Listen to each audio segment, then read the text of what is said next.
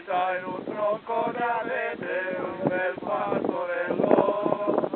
Alla notte la cappella le guarda la valle, poi qualcuno dopo il pennello l'ha ripinturata. Ora è il simbolo di ogni viandante che passa e che va.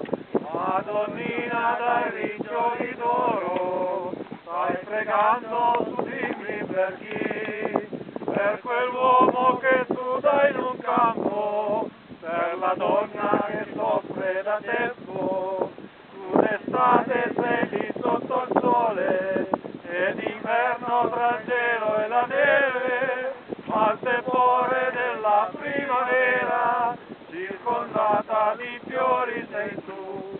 Filo diretto col paradiso, dona ai malati un conforto, un sorriso.